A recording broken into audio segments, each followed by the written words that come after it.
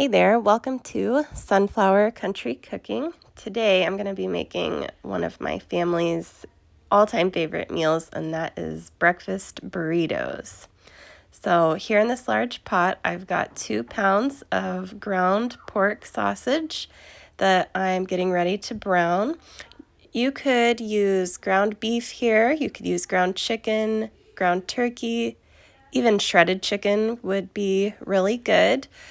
My family really likes the pork sausage, so that's what I'm going to go ahead and use. And I'm doing 2 pounds because I'm cooking for a lot of people. But if you are not cooking for that many people, feel free to use just 1 pound if that's all you need. All right, I'm going to go ahead and get started on browning this sausage. Now, one of the things that I love about breakfast burritos is that it's totally customizable. So I'll make all of the components for the burritos, and then I'll set everything out along with all of the toppings on the kitchen counter, and I'll set it up almost like a buffet line, and then everyone can just go through the line and get as many or as few toppings as they want on their individual burritos. So this really works great if you've got kids who have different preferences. If you have some that like spicy food, if you have some that don't like spicy food, if you have some that are going to want all the toppings and the cheese and the lettuce and all that, and then if you've got some that are just going to want, meat and cheese only or whatever. This is great because you can meet everybody's taste preferences and you don't have to make a whole bunch of different meals or whatever. You're making one meal, you're just keeping all of the components of the meal separate, and then everybody can go through the line and make their plate exactly how they are going to like it. So this works really great in my family. I have a large family. And when I make customizable meals like this, where everyone can sort of build their meal or build their plate the way that they like it, it's always a hit. And this is also a great tip if you are hosting guests. If you're not sure what sorts of things all of your guests are going to like, if you're worried that maybe you might have some picky eaters in the crowd when you're hosting, this is a really great way to do this. Now here in this pot, I've got some ranch style beans simmering. I'm going to go ahead and heat these up. I used 2 cans of ranch style beans. I'm just going to warm them up and then I'll keep them simmering over a low heat to keep them warm. While that's going, I'm going to go ahead and spray this skillet and I'm going to get ready to scramble some eggs. Scrambled eggs are one of those things that, I don't know, whenever I make them, it's like I don't make enough. I could go through a dozen very easily because I'm cooking for so many people. You may not need this many for the group that you are cooking for, but I'm going to go ahead and use a full dozen. That way I can make sure that there will be enough because everybody's going to want some eggs on their burritos. Like I was saying earlier, breakfast burritos are a fantastic option if you're hosting a crowd because inevitably you're going to have some people that want more toppings and some people that want fewer toppings. And if you make something that's all mixed together when you're hosting a crowd, in my experience, it doesn't tend to be quite as popular. I know there are exceptions and there are fantastic casseroles and I love a good casserole, but when you're hosting and you're going to have, the person that doesn't like onions or the person that doesn't want any vegetables or maybe somebody that doesn't want to eat meat, but then somebody else who does, when you're trying to please a wide variety of taste preferences, and that's especially true when you're cooking for a crowd, it can be really hard to have a sort of a one dish meal that really pleases everybody. So when you do something like this where you've got all these different options and people feel like they can really make it the way that they want, that's almost always a super, super popular dish and a really great way to go. So this is a great option if you're trying to work on maybe your hospitality, if you're trying to get some practice and having guests over and feeding larger numbers of guests. This is a super easy way to go.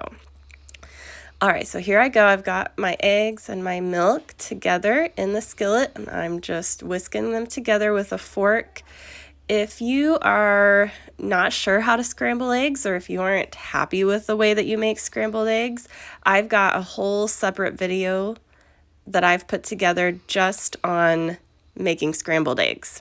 So if you would like to watch that, I will put the link in the description box below so that you can go and check out that video. It's just about making fantastic scrambled eggs.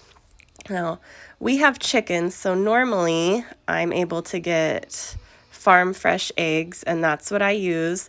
The weather is chilly now, so the hens aren't laying as much as they would in the warmer months, so I'm using store-bought eggs, but that's no problem. So just use whatever eggs you have access to. All right, I've got the eggs over medium heat here, and I'm going to go ahead and just start scrambling those.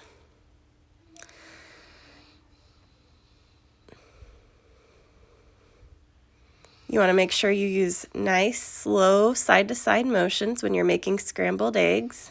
That's how you get the nice, large scrambled pieces.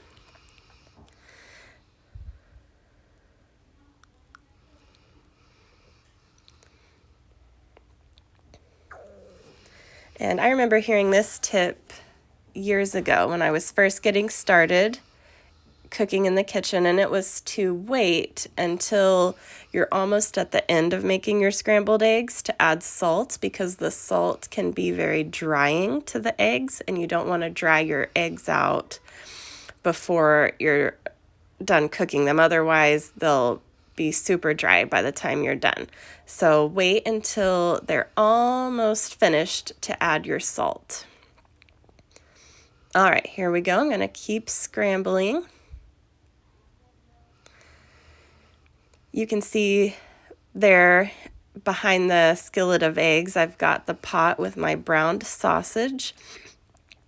This sausage produced very little excess grease, so I did not drain it. Now, if it had produced a lot, especially if I had done ground beef or something like that that was very greasy, I would definitely drain the meat first so that it doesn't get the tortillas soggy when I go to build the burritos. But this sausage was not super greasy, so I just left it as it was. I've still got the beans simmering in the saucepan on the other side of the stove, so those will keep warm.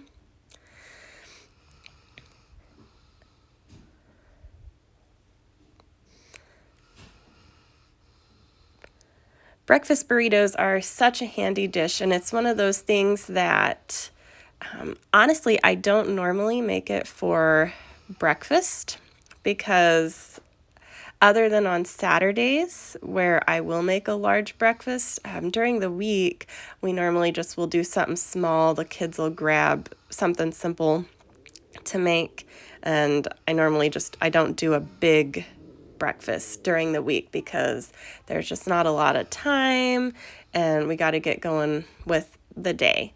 So this would be something that I would save either for a Saturday morning breakfast, or typically we'll actually have these breakfast burritos for dinner.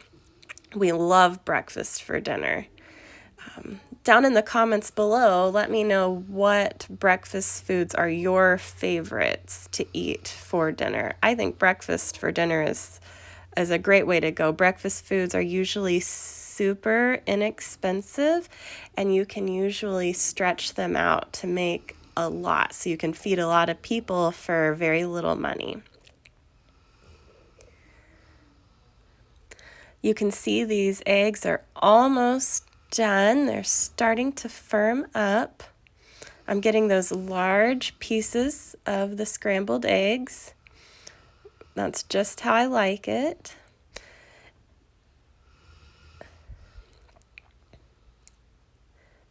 Make sure you scrape the sides of your skillet as well. Otherwise it'll burn and get super stuck to the sides of your pan, and it'll be really hard to clean later.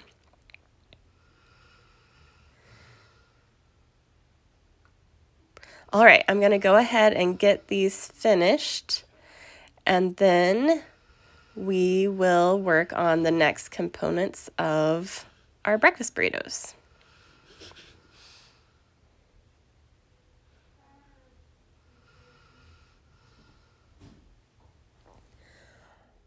While these eggs finish up, I'm going to go ahead and get a stack of tortillas in the oven at 300 just for a few minutes. I don't want them to get too toasted. I'm just going to put them in there long enough to get them warmed up. And that way they'll taste a lot better if you'll warm them up instead of serving them at room temperature when you set them out on your buffet line. Okay, these eggs are nearly finished, so I'm going to go ahead and get them seasoned with some salt and pepper. Make sure you do season them yourself before you serve them, and then you can always set out salt and pepper on your table, and then people can add some extra seasoning themselves if they would like to before they get ready to eat.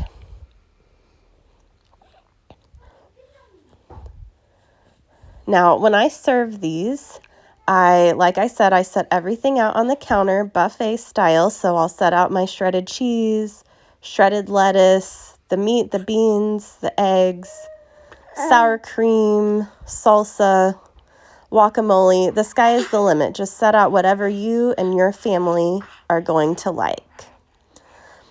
That's the great thing about a meal like this, is that you can really make it to suit your family's personal taste preferences. So you don't have to include exactly the things that I'm using. Make it the way that you are going to like it. All right, now here's mine.